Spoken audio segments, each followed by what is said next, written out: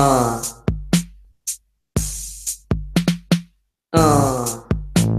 money. I be rolling with Satoshi. What you gonna doshi? All this money that I got make me richy. I got Bitcoin. I'm so rich. Money. I'm so rich. Money. I'm so rich. I got Bitcoin. Money.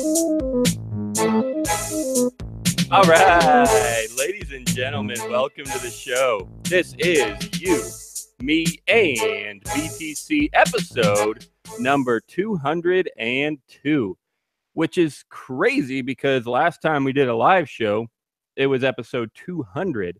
And so what the heck? Where'd the other episode go? Where'd it go? What happened to 201? That's right, guys. 2 episodes ago, doing it. That's a thing now. So I'm gonna shoot for Monday evenings to be releasing that stuff, and well, it'll be a fun time. They'll be pre-recorded, shorter. Just go over an article or 2 or 3. This week I covered Bitcoin Cash and Bitcoin Gold, kind of going off the charts. And it was a good time. So look, head to our website, youmeandbtc.com if you want to find that. I am Daniel Brown, and I'm here with Tim Baker. Hello. And Zach Vol. All right. Thanks for joining me, guys. We got some fun stuff really today, this week. I found a couple different articles that just seemed interesting to me. It's a little break from kind of the news cycle. Although actually we do have one about Bitcoin Cash, but it's kind of a break from the news cycle, and I found just a couple interesting kind of story-like articles. And I was trying to think, well, what do they have in common? What should I call this episode? And what they really have in common is they're all kind of related to ways that you can just blow your fat wads of cash and get, lose a bunch of money. They're all related to losing money. So that's what I titled this episode. And we'll get into all 3 of those stories coming up today. Before we do, I want to throw out a quick thank you to the people who made the 2 episodes per week possible. And that is America's Card Room at youmeandbtc.com/poker. That's how you can get there. And obviously you can figure that that it's a poker website. But here's the thing. They are now accepting 60 different cryptocurrencies for deposits and withdrawals, whatever you like: Bitcoin, Ethereum, Dash, Monero, Zcash, all kinds more. They got it, and it's awesome. So we actually have an offer for you, though. A code. You can use a promo code when you sign up. The code is BTC100, and that will get you a welcome package with 100% bonus on your first deposit, up to $100. Sorry, not even $1,000. Up to $1,000, 100% bonus. and you get some free rolls with that welcome package too, and up to $50 in free cash. The code is BTC100. You can find it at youmeandbtc.com/poker. Okay, guys, I want to start with Mt. Gox. There's not really any news with Mt. Gox. That is old frickin' news. But I found a report from Reuters, and I just figured it's a nice, well-written story type of piece. So, hey, can one of you tell me, before we get into what they wrote recently, what happened originally with Mt. Gox? Hit me, in case anyone hasn't heard yet. Which actually, I guess that could be pretty common these days. Yeah, someone just comes in wait, what happens? Mt. Gox, somebody lost millions and millions of Bitcoin. Oh, they should have fallen apart before. Well, yeah, basically, but seriously, a lot of people probably don't know. Oh, yeah, I mean, especially with how it's going up recently, I'm sure there's a bunch of people that have never heard of Mark Karpelès, which is the name of the man who took it over. Mt. Gox used to be, it's an acronym for Magic the Gathering, online exchange. Yeah. Online exchange. Thank you, Daniel. I got into Magic recently. Did I tell you that? No. Ew. Yeah. I played for a couple months, over the past few months. But I don't know. I don't know if it did it for me. Anyway, that's irrelevant. Would you trust someone who had a Magic the Gathering website to run your Bitcoin for you? Actually, well, no, I would honestly, because the game, it takes a lot of skill, has a decent community. Like, obviously, I'm not going to say everyone that plays Magic is amazing, but it takes a certain level of intelligence, and the community just seems fairly friendly and helpful with all the learning you got to do to play the game, stuff like that. Total, just like generalization, but I don't know. I feel like it was decent. Quick question about that. Do you play with people in real life, or can you play online? Both. The website, at least according to this article, the website mtgox.com was originally to trade the online Magic cards, and Okay. but it was transitioned to Bitcoin before it was sold to Mark Carpelli's. So Carpelli's didn't really have anything to do with Magic, at least, just so you know. He's a wizard. But what happened? Yeah. Mark Carpelli's and everyone, they started to. He says, I believe they lost Bitcoins. That some people think he just took them. There was a lot of weird shit with them setting up bots that were trading at weird, like suspicious ways and suspicious times.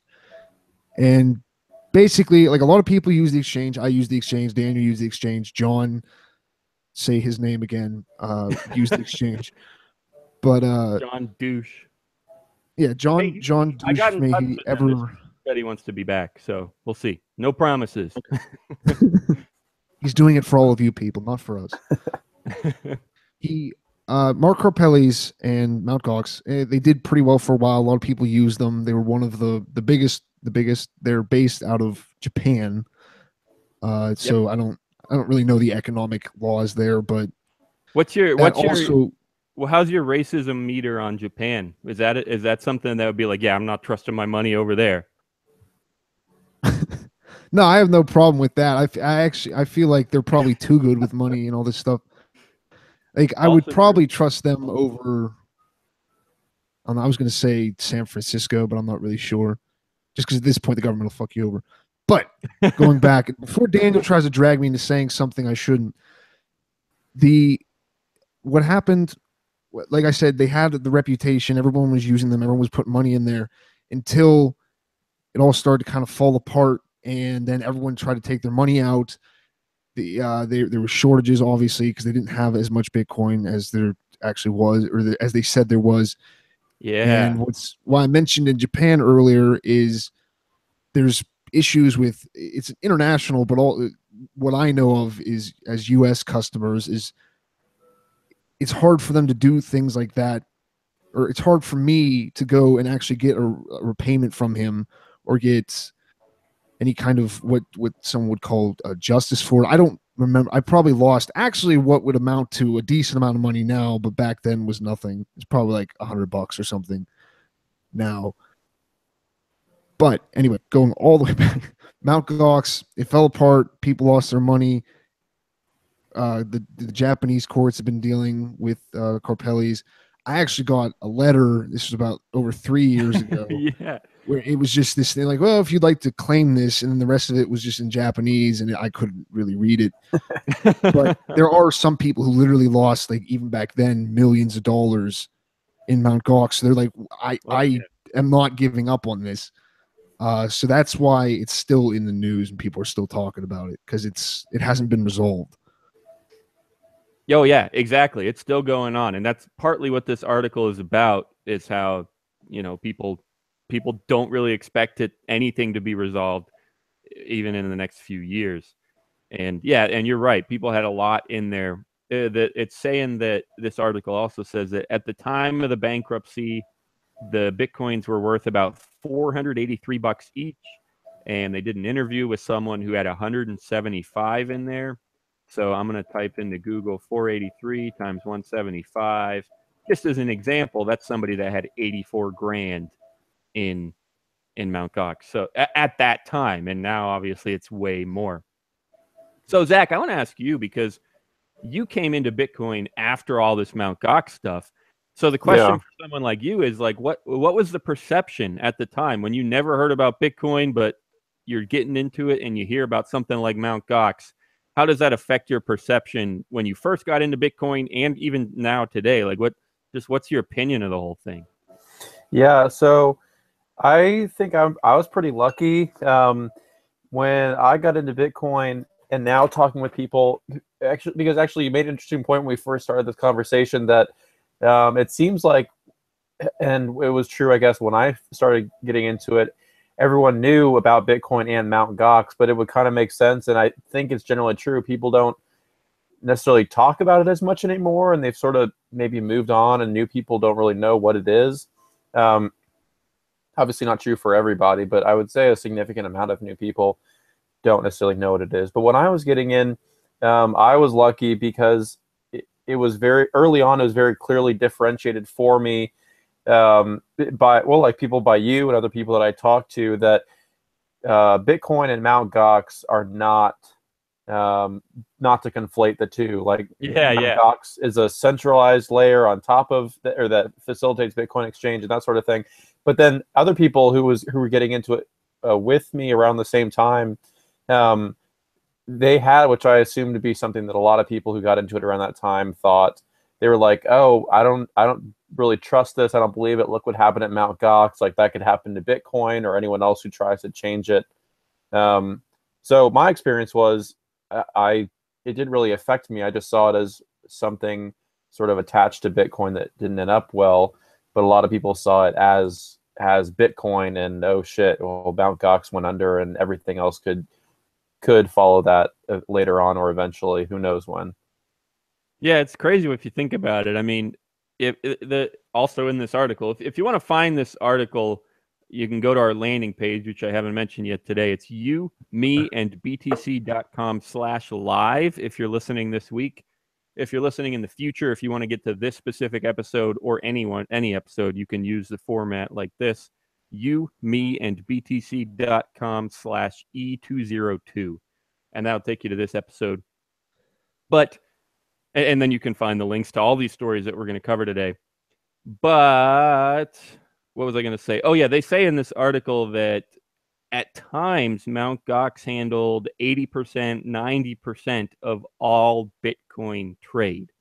Yeah, and that was even when like people started finding out that shit was going on with their exchange. They still were at least, like, this is me reading about it after it collapsed because I wasn't involved at that point, but they still handled massive amounts of volume of their transaction volume even when like shit was going down. Yeah, exactly. And first of all, that was like a huge lifesaver for some people, not everyone. But the fact that that Mt. Gox like slowly collapsed and slowly started to struggle, and they had issues before they really went bankrupt, allowed a lot of people like myself to just get out of there. Like, Did you get out? Did you get out when you first? Yeah. Okay. I had a few millibits, or probably not even millibits, like a couple hundred satoshis or something. Only because I believe the reason was something like, like you can't. There was just like no maximum withdrawal button. You kind of had to guess how much the fee would be, and subtract that from your balance to withdraw everything.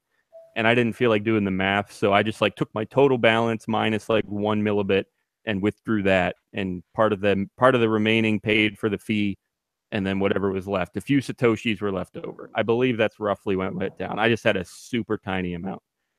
But anyway, so I got a letter too, like, oh, hey, you could file for, or you could claim as a creditor or whatever, but I never went through with that. So, well, so since Mt. Gox, like, security on these exchanges is still a huge issue. Like, they get hacked frequently. Have you, if you remember, like, what the first issue was that sort of put you to the point where you're like, all right, I'm out of Mt. Gox? Have you seen anything like that with all these other exchanges that get hacked sometimes and try to have a robust security protocol, that stuff? Yeah, that's a good question. I mean, I would venture to say that most of them, I mean, I don't really use exchanges much. Okay, sure. like I've like barely used, like Bitfinex, if at all. I don't think I've ever used it. Or what else is there? Like Kraken. I don't even know. Bitstamp I've never used. So I don't use a lot of exchanges, especially the ones that have been hacked. I guess what I would say is that unfortunately a lot of times they don't have warning issues. A lot of times they don't, have their website go down a month before they're hacked. I think some people just kind of got lucky with Mt. Gox and they had issues, and some people got out. But with the current kind of state of affairs, my guess would be that most of the exchanges that get hacked, like there's definitely going to be plenty of people out there that are like, oh, well, they shut down my account and they didn't tell me why, or it took me an hour to get my withdrawal to go through, or it took me a week to get my withdrawal to go through. People say that about like Poloniex or something. Everyone's like, oh, it's so rich. Like, you never know when your withdrawal is going to come through. But that's a little different than Mt. Gox, because that's just kind of a consistent general problem with all these exchanges, and none of them. It's rare for them to actually not give you your money in time until they're actually hacked. So it's a lot hard. All I'm saying is there are a lot less warnings these days than there were with Mt. Gox. I think Mt. Gox, just some people got lucky and there were lots of warnings. But now the warnings are more subtle, just a few people here and there that you may or may not be able to believe about account closures or withdrawals or whatever. And there's bigger ones too. We just did a story not too long ago, like 2 or 3 weeks, about maybe Bittrex. I think it was Bittrex. They had thousands of accounts shut down. So that's closer to the warning shot like Mt. Gox had. But is it really enough? Are people really getting out of there because of that? I don't know. They made their excuses and they're kind of still alive. So who knows? It's more forgivable now, is what you're saying. No, I'm not saying it's. Wait, what's forgivable? To keep, as someone who holds Bitcoin, to keep continuing to use that exchange. Yeah. I'm saying there are less blatant warning signs that have happened recently. So sure, I mean, in a sense, it's slightly more forgivable if you lose your money because there weren't as many warnings. But at the same time, we've said this literally probably hundreds of times on this show. We try to remind people because we can't do it enough, and other people try to remind people because they can't do it enough. The reminder is this: if you don't have your private keys, you don't have your Bitcoin. So we'll do it 101 times today. Just remember, I mean, sure, it might be slightly less your fault if there's no warnings, but still, you don't want to keep your money on an exchange. Well, speaking of that, though, I'm reading this book called The Law of Bitcoin, which is by Jerry Brito and this other person. Well, they've edited at least, and it's a whole bunch of legal experts on laws affecting cryptocurrency around the world in like Germany and Canada and that sort of thing. And they're talking about, I've only gotten through part of it, but they're referencing material related to this very issue insofar as exchanges may have, or at least in their opinion, already do have a very strong legal obligation to inform their users about protecting their Bitcoin. And maybe they already do. I'm not really sure. I never experienced any warnings, but do exchanges or should exchanges like Coinbase tell consumers, listen, we have your private keys. You don't have as full control over your Bitcoin as you could. And so they're not going to say, so we're PayPal and we can do whatever we want with your account.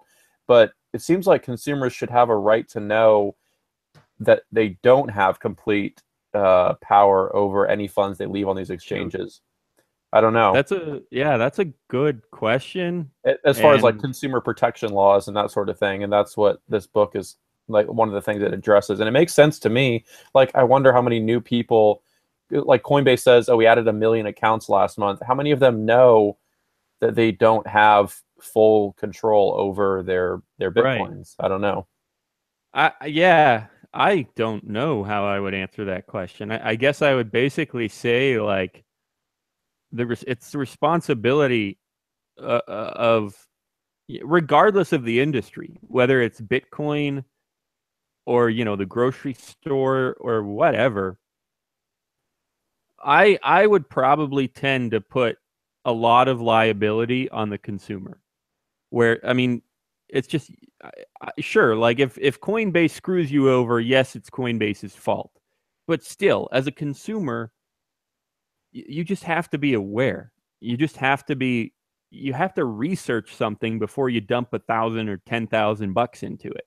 Sure. And so I would say that you're still pretty heavily to blame as a consumer if you don't know that, Coinbase has your private keys and you lose a lot of money because of it. Well, it sucks. It's like the question, it's like you have to lock your doors because, is it your fault if you don't lock your doors and someone breaks in? Well, no, it's the thief's fault. Of course, it's not your fault, but it is kind of your fault because you should have locked the doors. It sucks because it's like responsibility that you wouldn't have to have if we lived in a perfect world, but we don't live in a perfect world. So all of a sudden you're responsible as a consumer for stuff that you really shouldn't be responsible for. And I don't know how to get around kind of the fact of life that you have to go out of your way to protect yourself. Yeah, that makes sense. So I don't know. I mean, it's always the criminal's fault, or it's not just, if you don't protect yourself, it's not your fault, but it is your fault. You know what I'm saying? Yeah, I know what you're saying. The point, and I totally agree that people should, like the rule of thumb, never buy any more Bitcoin or anything really than you understand it, understand about it. But I still think it could be super easy for people to just look at the panoply of potential wallets and exchanges and accounts you can store your Bitcoin in and not know, all right, I don't have, this one gives me complete power, this one doesn't, and this is why. And they could sort of get screwed over. I don't know, just an interesting thing to think about. Yeah. I totally agree. Hey, if you listeners have any, or watchers or whatever, or smellers or tasters or whatever you're doing to us right now, if you have any opinions, head to me and btc.com/live, because we got some chat going. I usually try to mention the chat more often, but we're having a good conversation. But you're welcome to join us.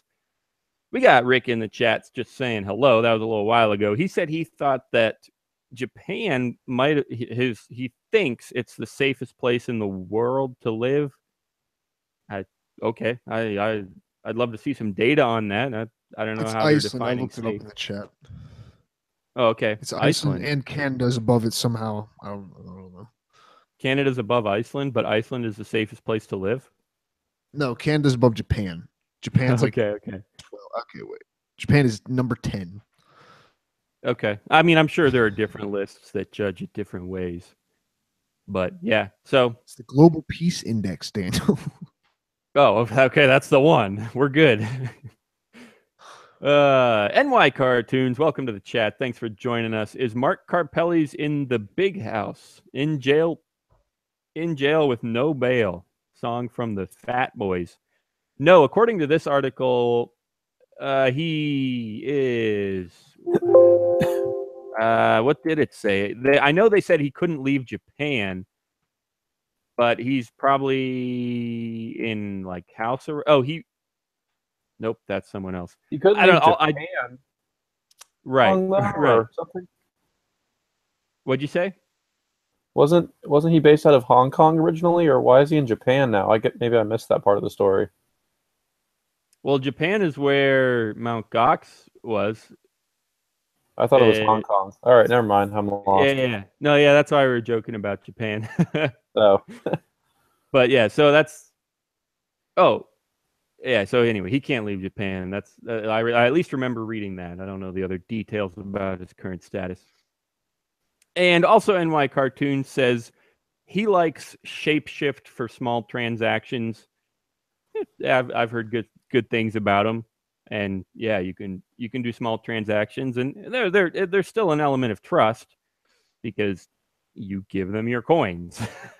But it's for a short amount of time. They're less likely to get hacked if they're only holding your coin for half an hour or whatever. They could still run off with it, but if they did, they'd only run away with whatever they're currently holding for current transactions, and then no one would ever use them again. So it's a low reward for them to run away with your money, which is part of the business model, I think. So yeah, I've heard great things about Shapeshift. Or the other one I've seen recently is Changely. So if you want to try that one, I actually hooked it up to exchange.umeandbtc.com. If you want to try out Changely, it's the exact same idea, but just another option for diversification. Anyway, that's the chat, guys. umeandbtc.com/live. We'll get you there. So I only have one more point before we got to move on to our other ways to lose money. I have one more thing from Mt. Gox. So it was kind of the main point of the story. The headline was "Twice Burned: How Mt. Gox's Bitcoin Customers Could Lose Again." And so what the kind of second issue that they're talking about, on top of just having their money stolen in the first place, the second issue is how, I'll just read actually a paragraph here. In all, Mt. Gox is one of the few collapsed exchanges that ended up in bankruptcy court. Some just vanished. But the problem for Mt. Gox's thousands of creditors is that under Japanese bankruptcy law, their claims were valued at the market price of Bitcoin in April 2014, just before the Tokyo District Court ordered the exchange to be liquidated. At that time, Bitcoin was worth $483. On the basis of the April 2014 value, the claims ultimately approved were fixed at 45.6 billion Japanese yen, currently about $400 million. So that's the issue. That's kind of one of the big things they're talking about in this article. That my last point is just that, shoot, that sucks, because they lost their money in April of 2014, but they didn't just lose $483 per Bitcoin. They lost all of the opportunity that they had to enjoy Bitcoin's gains on whatever they lost. So, for what it's worth, how much does that suck, guys? Would you be mad? Oh yeah, that makes a lot of sense.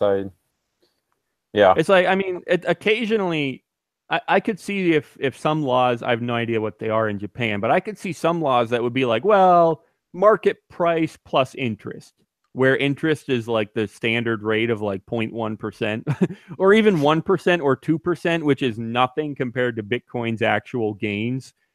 So it'd be like $483 plus like $50 interest. Whoopee. Sorry, I made it up to 500 and whatever, 30 some dollars. Still not 8,000. We touched 8,000 a little bit today, I think. Holy crap. We should be celebrating that, by the way. But yeah, I think, I mean, I would, I don't know, maybe Mt. Gox would deserve it. Who knows what went on, but I would definitely vote for all those Mt. Gox users getting their settlements in Bitcoins, not the April 2014 value of Bitcoin. I mean, obviously all of them would want that too. It sucks. Yeah. Yeah. Definitely. And they missed out on free Bitcoin Cash and Bitcoin Gold and everything else. Oh, yeah, it's true. It's true. It's crazy when you think about it. Do you have on your other site, do you have like the cumulative value of all the coins together? Like what would No, but that's a really good idea. I should totally do that. Because it would be like 9,000 with Bitcoin and cash, and then gold is like another 25 or 250 maybe, I think. So like, yeah, almost, I mean, plus or minus several hundred, almost $10,000. Yeah, that's a really good idea. I'll work on that. My site that he's referring to is bitcoinratio.com, which shows the ratio between all the different Bitcoin forks. So you can kind of tie them all back to Bitcoin or Bitcoin Cash or whatever you prefer. instead of just measuring them in dollars, which we all know you're not really, if Bitcoin forks, you're not going to sell it for dollars, you're going to sell it for Bitcoin. So it just helps out with those kind of measurements and helps you find a good time to sell the forks or buy if you want to. That's something we could have done an episode about today. We got to get into it a little bit with an article that Zach sent me today that some people genuinely believe that Bitcoin Cash has a lot more of a shot than it did like a week ago. So we're getting there later in the show. But hey, so that's Mt. Gox, guys. That's one way to blow your fat wads of cash, is to just put it in Mt. Gox and lose it all. Or if an exchange fires warning shots and if their website crashes and they shut down accounts, if you ever are able to get back in and withdraw, you do that right away. So that's how you can blow your money, is if you ignore those warning shots, if you deposit in Mt. Gox, if you trust Mark Carpelli's, if you trust an X card game exchange. That's way number one.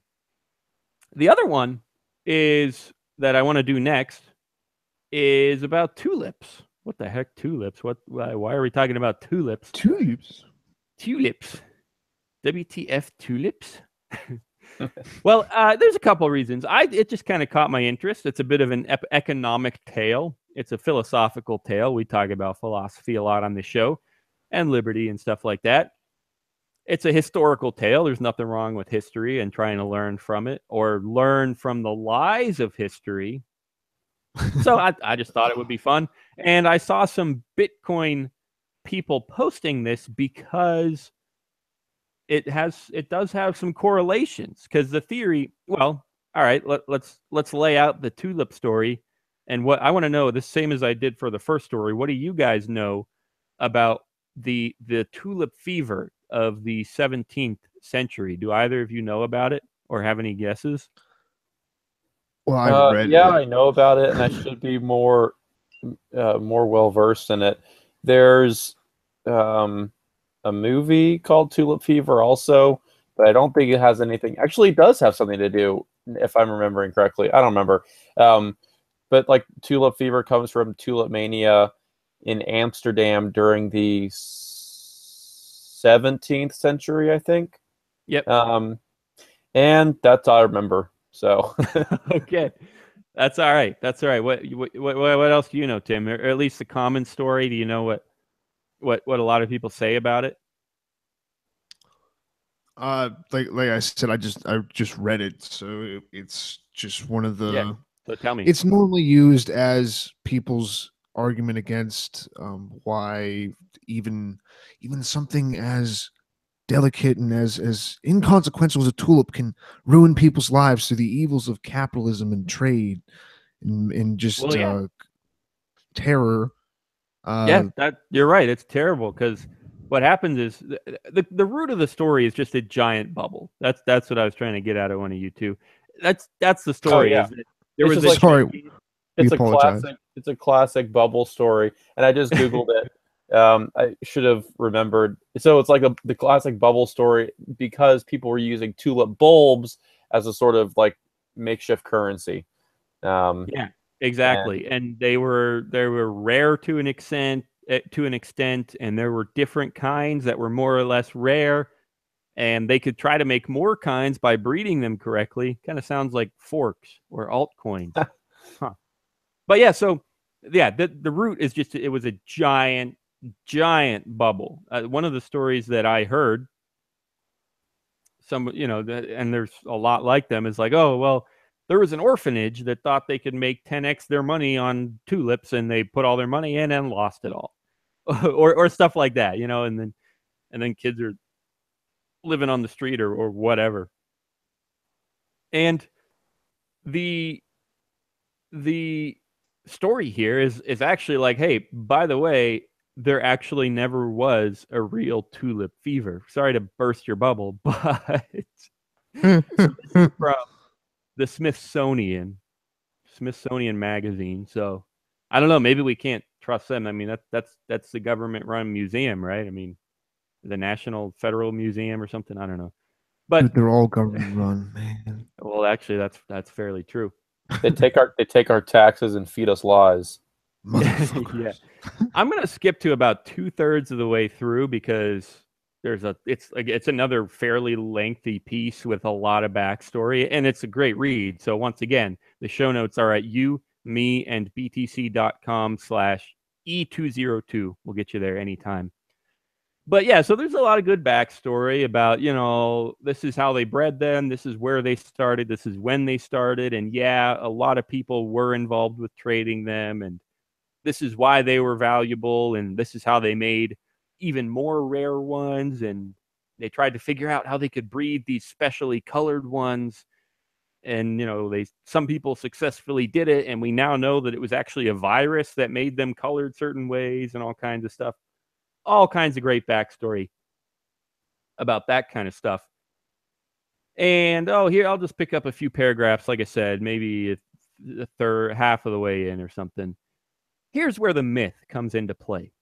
According to popular legend, the tulip craze took hold of all levels of Dutch society in the 1630s.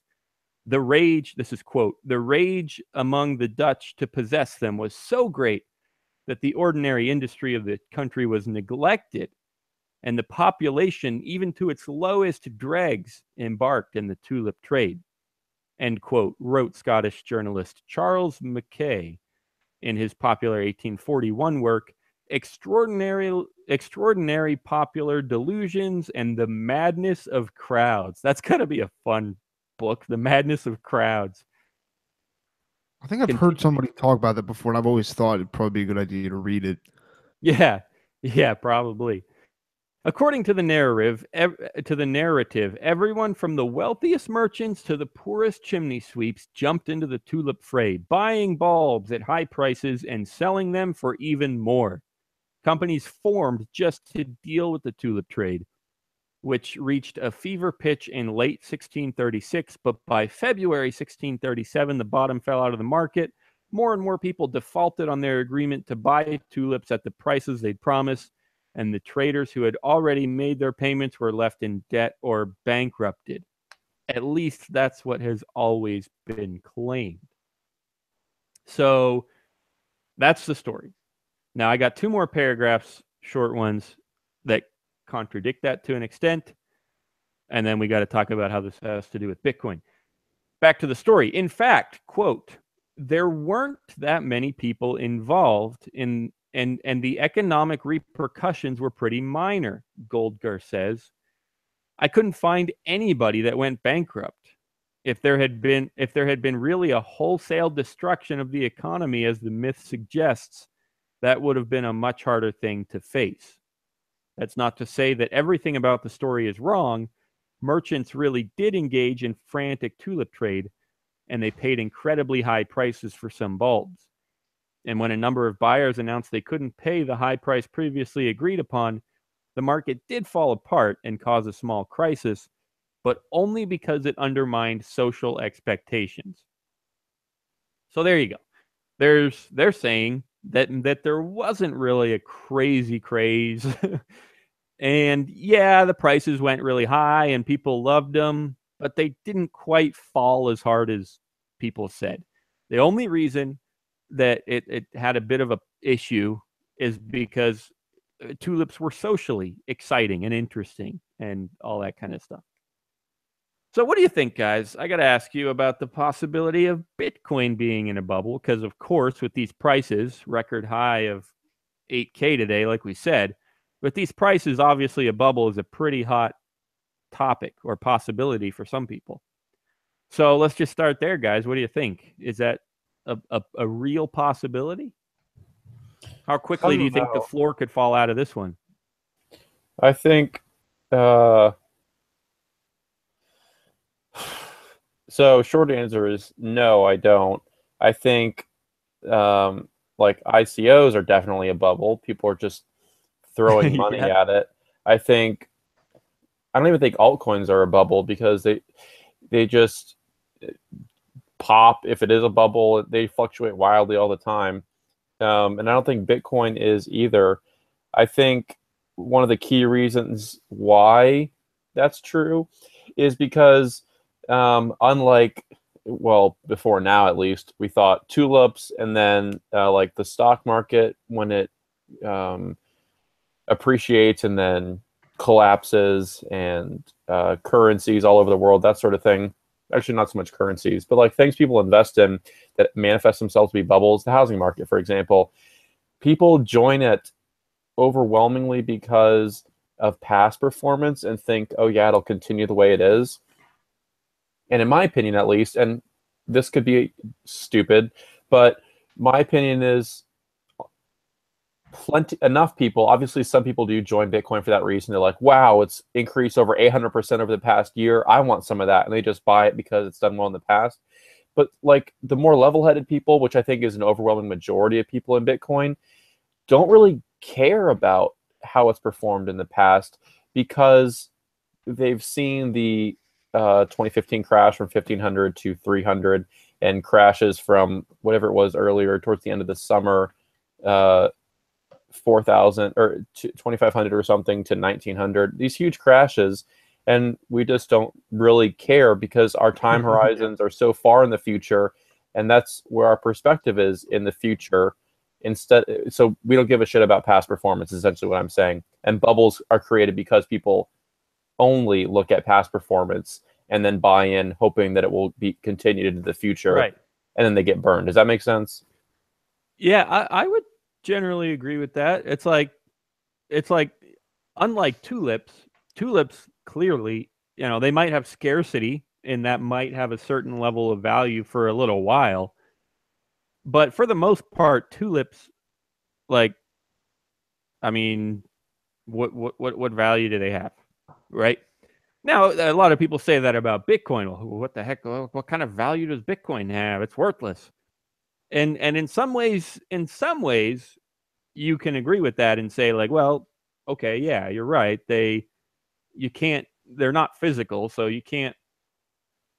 We've had this conversation 1,000 times on the show, but yeah. So I guess what I'm trying to say is, yes, some people say that Bitcoin has no value, no use case, but we know better. All right, at least we think we do, and I think I do, but I could be wrong. Whatever. I think I know better. I know that Bitcoin has this value and this value and this value, and it's this fast and it's this scarce and it's online, and all the different things about Bitcoin. It can be private if you use it right, all kinds of stuff, which is very different than tulips, where people are like, well, it's not even like gold. Like gold pretty much has value just because it looks pretty and it lasts. Tulips don't last. They literally bloom for like a week. That was in this article somewhere too. Like, tulips have literally nothing going for them except that they look pretty and they might be kind of scarce. That's it. That's literally it. And Bitcoin, I'm just saying, has a lot more than that. It looks pretty. No, it doesn't, I guess, but in my head it does. I think though, like, so the thing that always makes me not nervous, but always gives me pause is because a lot of us think, like you said, oh, well, we know better. Like, but everyone says that, even in bubbles. Like, oh, sure, tulips. Yeah. Oh, yeah. You're right. It is scary. And so people think, but this isn't a bubble. And I think there's plenty of good reasons why it's not. But the reason isn't a cult. It's okay for me to kill someone today because this one is not the bad one. yeah, exactly. And I think like you said, it all has to do with scarcity and design, all of that. Like the way Bitcoin is built enables us to not give a crap about its past performance because we're looking at what it can be and what it most likely will be in the future, or if not Bitcoin, then some other better improved iteration of a cryptocurrency. And also on top of that, like in bubbles, when it starts to dip, when it starts to crash, people sell like crazy and just try to get out. Whereas, and obviously not true for everyone, but in Bitcoin, when it dips, we accumulate more. Like what kind of bubble is that? Like when the bubble's bursting, you're trying to take a larger position. There's so many reasons why, even though everyone says, oh, this isn't a bubble, we're fine. I'm a rational investor. I'm a rational adopter. This case is different. I actually do think it's true for a plethora of reasons with Bitcoin, but it's always a healthy conversation to have. Oh, absolutely. Yeah, because you're right. It is so easy to fool yourself for anyone, and including me. It is so easy to lie to yourself or to just convince yourself that X, Y, or Z is or isn't true. It is so easy for you to say, "Oh, well, I know better." And I know I just said it, and I could be totally wrong. So you're right, Zach. It's a healthy conversation to have. And there is an element of scariness there. I mean, if you're going to have money in something like Bitcoin, sure, that can be scary. I mean, what if you lose it? It totally could go away tomorrow. And so you're right. And that takes me back a little bit to our first story about Mount Gox and thinking it's it's scary. What was I going to say? I guess it's just scary. Like with banks, no matter how much we beat up on the dollar, if you have your money in the bank, it's probably not going to just disappear during your lifetime, except for inflation. It's just that's the way it seems to be. Yeah, we hate banks. Yeah, the dollar is pretty dumb, but at the same time, it's pretty secure for the time being, except for inflation. So that makes it tough when you got to be your own bank, and you can't even trust an exchange. You can't trust a bank with your Bitcoins. You can't trust an exchange with your Bitcoins. You literally have to hold it yourself. That can be scary too for a lot of people. And I saw some tweets recently, like just kind of saying that, like, are you prepared? Are you brave enough to take hold of your own privacy and be your own bank? And yeah, I guess I just thought of that because Oh yeah, it's I another totally scary agree. thing. I think, well, it's sort of a common narrative people love to throw around that like our generation is just a bunch of shitheads that have no responsibility or whatever. But for anybody, like we're sort of accustomed to as little personal responsibility for I don't know things in life in general, whatever that means, as we possibly can, and taking control over all of the privacy and storage and maintenance of all your finances could scare a lot of people. Right. So hey, I want to get to a question from Rick in the chat, but we also got to take a super quick 30-second break. So I will ask Tim and Zach to mute themselves real quick. Gonna roll a quick commercial, and we'll be right back momentarily. Get ready for Crypto Overload. We're making it easy to get into the game at America's Card Room with your favorite cryptocurrency. We are thrilled to announce that you can deposit and cash out using more than 60 different cryptocurrencies. We are the first poker site to offer this after already accepting Bitcoin from the beginning. Cryptocurrencies are the future. We can predict that playing real money poker will never be easier at americascardroom.com. All right, thanks for bearing with us there. Thanks again to that sponsor. They've been great to us. But yeah, so Rick wants to know, how do you measure the price manipulation in Bitcoin? How many whales are there and how big are they? That is, again, it's like an element of fear because you just have no idea. You're right. It could be all manipulation. It could be manipulation pushing the price up. Could be manipulation pushing the price down, which, okay, sure, I'll take that. But because that means eventually it's going to go back up to what it really should be if it's being manipulated downward. But still, you just never know. That's that's life. That's life for you. That's another thing. What was I saying earlier in the episode? That's a fact of life that bad people, thieves. It's a fact of life. You have to lock your door. It sucks and you shouldn't have to, but you have to. Same thing. It's a fact of life.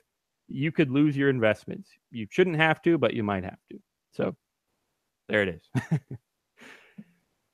Okay. Hey, we're pushing it on. We're pushing it time wise, and I still got a little bit more. Actually, two stories from Zach that I want to let him cover for a little bit because one of them's his own and it's great, and one of them's about Bitcoin Cash, and I mentioned that earlier. So we'll get there in just a second. But hey, guys, don't forget youmeandbtc.com/live if you want to share your thoughts. You're totally welcome.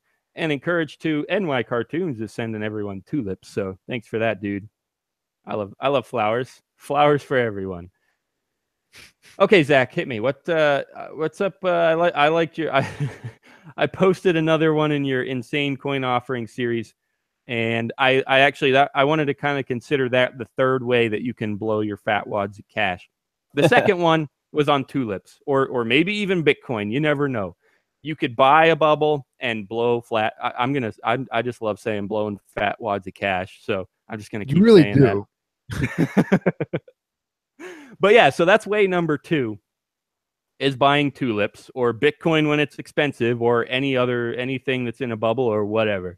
You can lose a crap ton of money and go broke that way. So if that's what you want to do, now you have that tip and you can figure it out. That's what we're here for today, is to help you learn how to blow fat wads. Okay. And yeah, so the third one is from Zach, referring to other Bitcoins.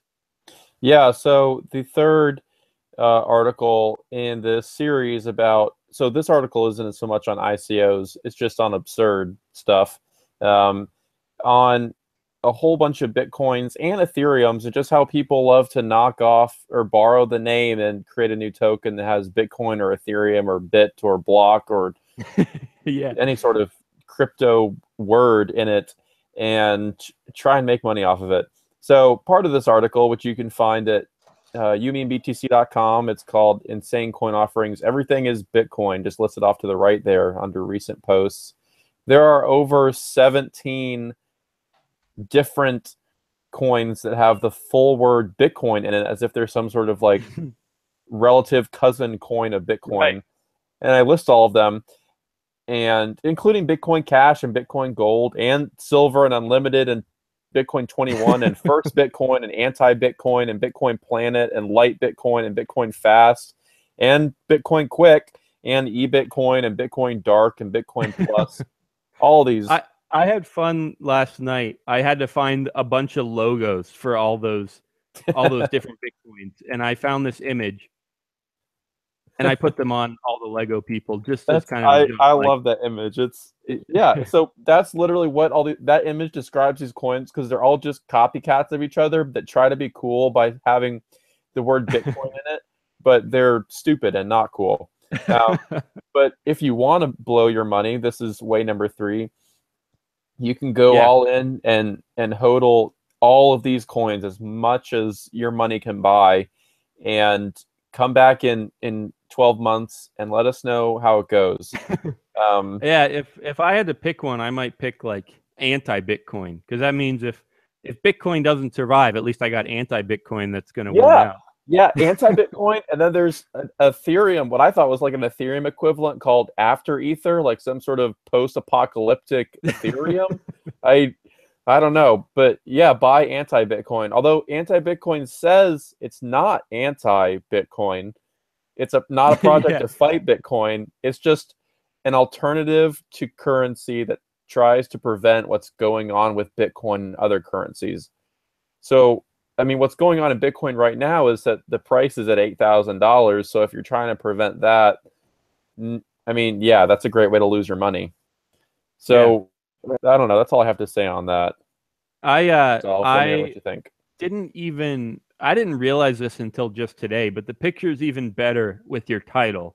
I did not intend to make this connection, but the theme song from the first Lego movie was "Everything is awesome," and the title here is "Everything is Bitcoin." So I didn't even think of that. That's awesome. Yeah. Oh, geez. But yeah, so I thought it was a great article. Zach's, I love having. We're trying to get an article out of him weekly, and he's a great writer, and it's always hilarious. So keep an eye on the website for all that stuff, guys. You, me, and BTC.com. It's got the whole series. Yeah, I mean, he goes through searching, if you go to ICO alert and type in the word coin, there's 180 of them, and everybody loves to use the name coin. So that's why you got to give credit to people like Dash or whatever else there is, Made Safe, Monero. All right, I'll take that. That's at least a level of creativity there. So yeah, so we're kind of running short on time. I did want to. You can check it out on your own, but there's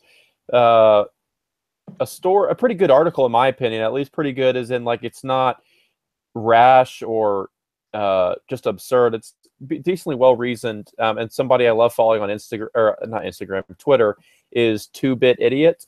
And he wrote an article that he posted on Medium today called "Politics, Religion, and Bitcoin Cash," and he admits he's not a full-blown believer. He thinks Bitcoin Cash could very possibly overtake Bitcoin, like Bitcoin, BTC Bitcoin, the Bitcoin Core,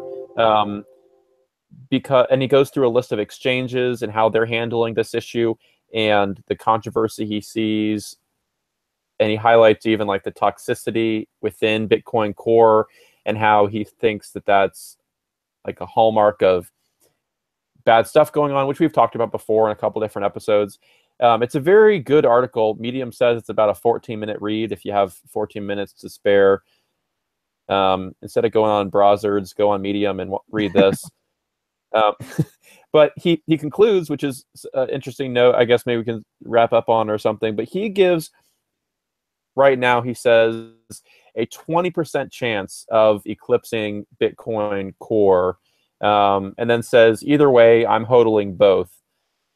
A 20% chance right now. And actually, I think this was written, let's see, yeah, it was written after Bitcoin Cash crashed from whatever it was, like 2,500 or something, to now about 900. He still gives it a 20% chance, which I think is phenomenally high. I mean, I disagree with him that it will ever do it, and let alone that it has a 20% chance. But that's what he thinks, and I highly recommend the article as a quick read. Yeah, he does a great job of outlining, how his own personal assigned probabilities dictate his expected value. You know, back in the day, he assigned a 99% chance that Bitcoin would go to 0 and a 1% chance that Bitcoin would go to 100,000. So the expected value is 1,000. I mean, yeah, that's good thinking. I mean, it's hard. It's all guesswork and just hoping for the best.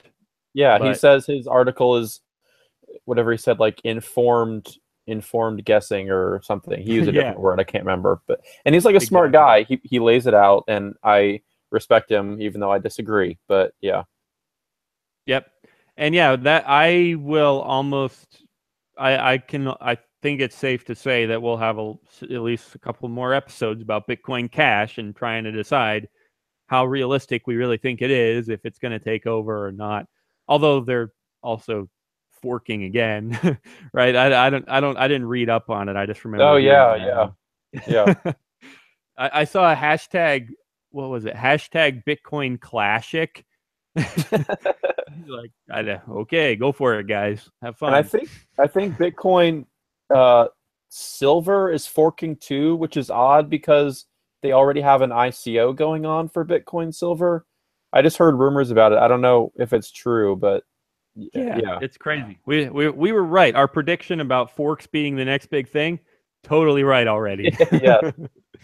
So yeah, I'll have to keep adding currencies to Bitcoin ratio. Make sure I get silver. Yeah, check it out. Yeah. Well, guys, that's time for advice. Just a few minutes left before we wrap up. The first thing I want to do before I give my own advice, because I do have some ready, is I want to. If you have advice, now is your last chance to get it in for this week. So once again, you, me, and btc.com/live. You can find the chat box and drop us a line real quick before we close out. So get over there. My advice is just, hey, try not to blow your fat wads.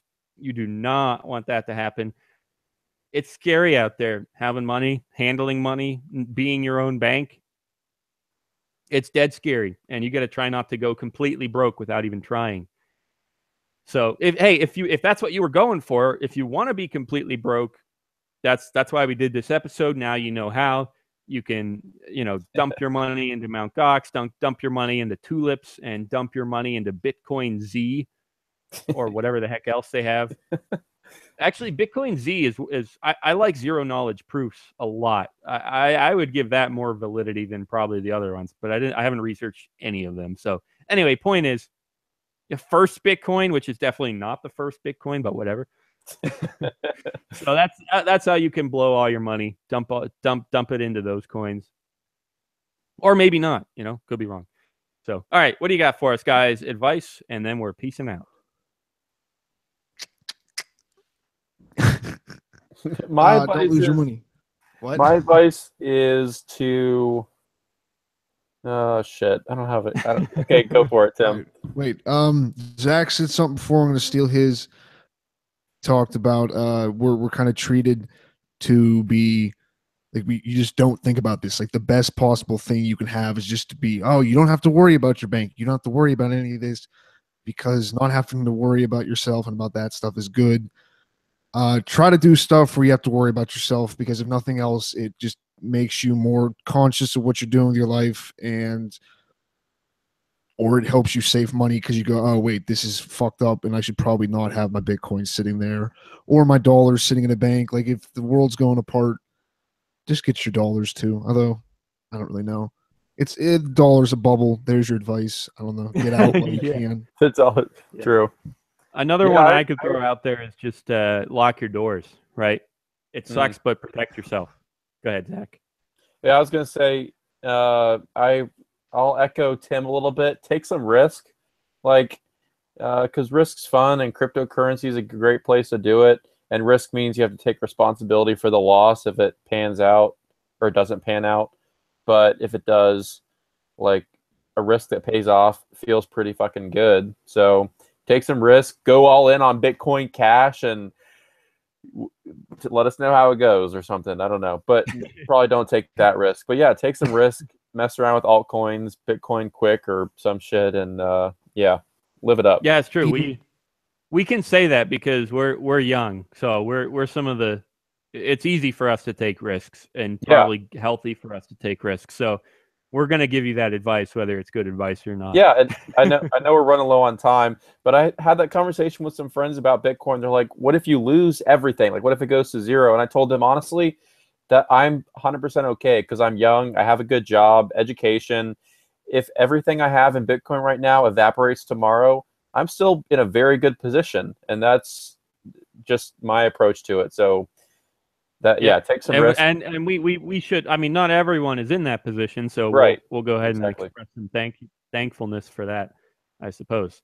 But yeah, Rick agrees with you, Zach. Great advice, Zach. He says, and Matthew O'Keefe, one of our awesome fans, the Mocktimist on Twitter, and he says, advice of the week: start charging for positive tweets. I guess that means. Does that mean he pays us now every time he gives us the tweet? Because I'm fine with that. Because fuck Daniel and fuck Zach. I want more money. So if you're gonna lose your money with Bitcoin Cash, just send it to me. Yeah, I'm not sure. I'll charge you for positive tweets.